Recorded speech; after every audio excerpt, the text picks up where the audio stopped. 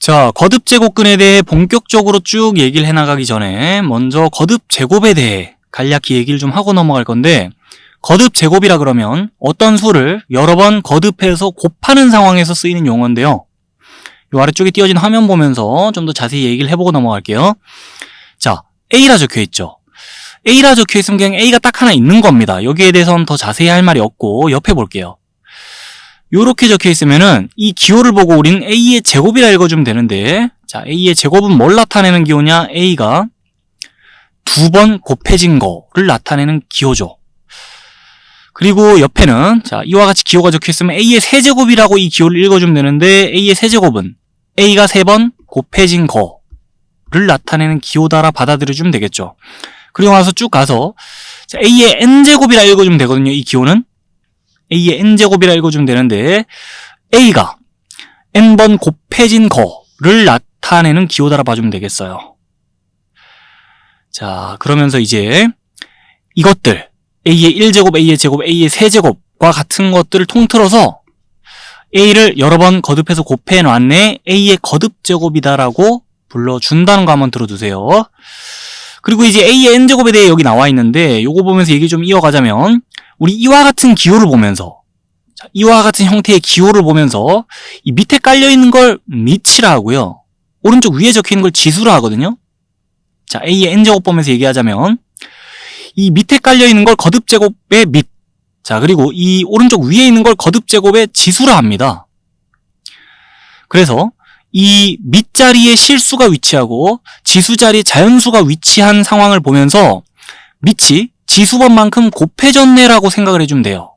예를 들어 A의 세제곱이라 적혀있으면 자, 이 밑이 3번 곱해졌네라고 이런 상황을 생각해주면 되겠다는 거예요. 자, 그러면 2의 4제곱 마이너스 5의 세제곱 2분의 1의 5제곱 보면서 요 값을 한번 생각해 볼게요. 2의 4제곱은 밑이 4번 곱해진 거, 그러니까 2가 4번 곱해진 걸 생각해 주면 되죠.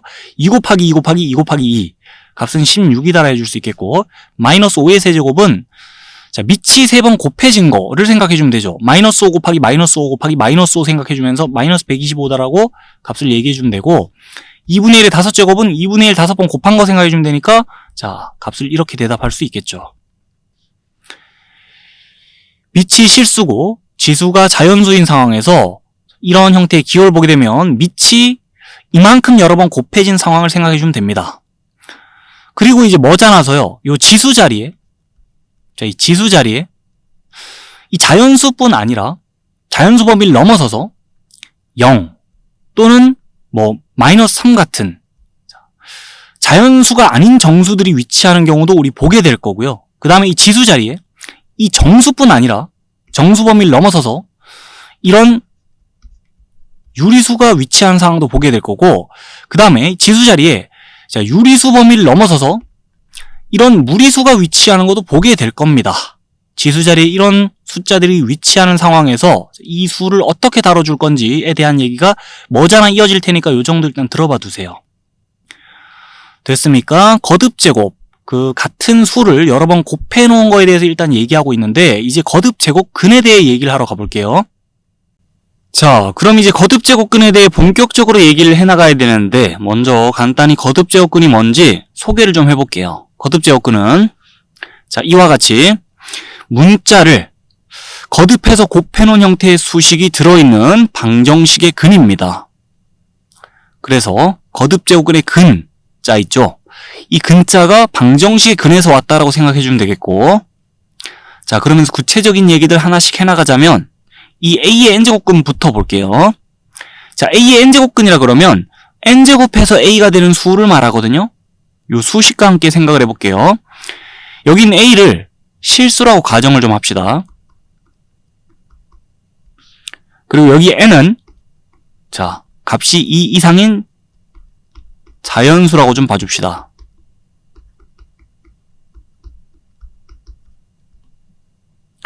그래서 지금 이 x가 2번 이상 곱해진 형태의 수식이 여기 위치한다 생각하고, 자, n제곱해서 a가 되는 수, 이 방정식의 근을 a의 n제곱근이라 그래요.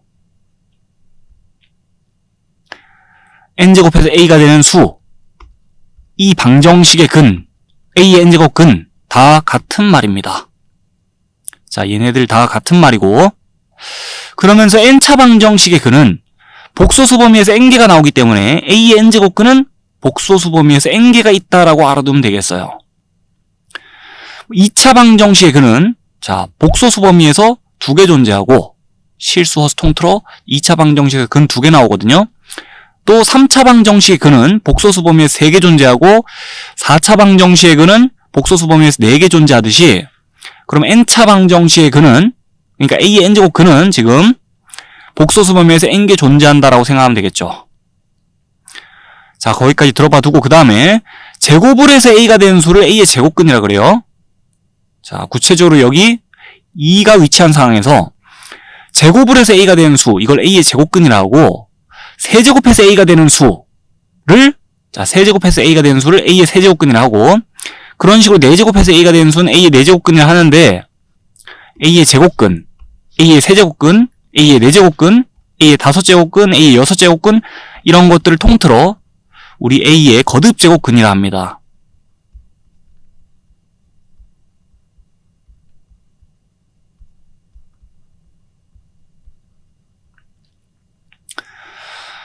자, 그러면서 이제 초점을 맞춰야 될 건 A의 n제곱근이에요. n제곱해서 A가 되는 수에 초점을 맞춰 얘기를 해야 되는데, 구체적으로 우리 요 자리들에다가 자, 숫자를 구체적으로 위치시킨 다음에 생각을 좀 해볼게요. 예를 보면서 마이너스 8의 세제곱근 봅시다. 세제곱해서 마이너스 8 되는 수가 마이너스 8의 세제곱근이에요. 자, 그럼 마이너스 8의 세제곱근 뭐뭐 있나? 구해봐라라고 하면 어찌하면 되죠? 세제곱해서 마이너스 8 되는 수를 알고 싶으면은, 자, 이렇게 식을 세우면 돼요. 이 방정식의 근이 마이너스 8의 세제곱근인데, 자, 방정식의 근 한번 찾아볼게요. 마이너스 8 왼쪽으로 이항하고, 그 다음에 x의 세제곱 플러스 2의 세제곱이 있다 보고, 이 좌변을 인수분해하면 이렇게 인수분해 되거든요.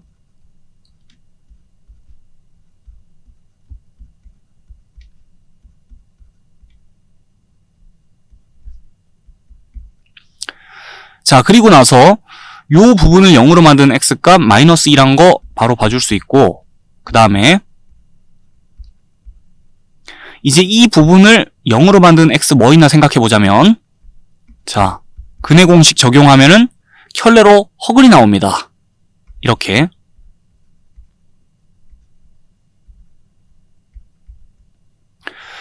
그래서 마이너스 8의 세제곱근, 자, 3차 방정식이 근이다 보니까 복소수 범위에서 총 3개 존재하죠.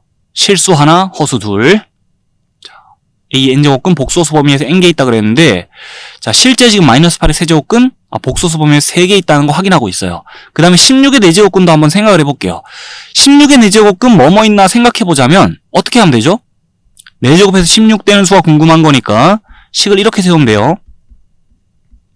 그리고 나서 방정식 풀면 됩니다. 16 왼쪽으로 이항하고, 제곱차 제곱의 형태가 보이니까 좌변을 인수분해 하자면 이렇게 인수분해 할 수 있는데,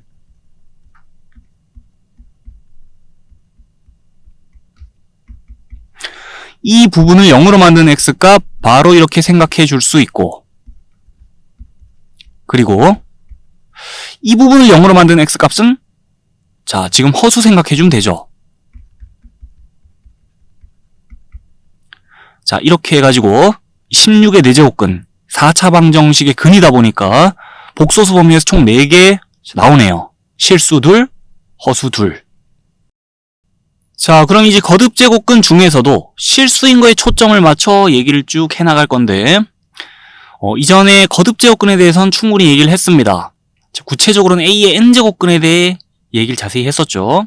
n제곱해서 A가 되는 수, 자, n제곱해서 A가 되는 수, 이 방정식의 근이 곧 A의 n제곱근이다 그랬는데, A의 n제곱근, n제곱하여 A가 되는 수, 이 방정식의 근, 다 같은 말이라 그랬죠. 그러면서 구체적으로 거듭제곱근도 구해봤잖아요. 마이너스 8의 세제곱근, 자, 방정식 세워 구해봤고, 16의 네제곱근, 방정식 세워 또 다 구해봤습니다. 근데 그 중에는 허수인 것도 있고 실수인 것도 있죠.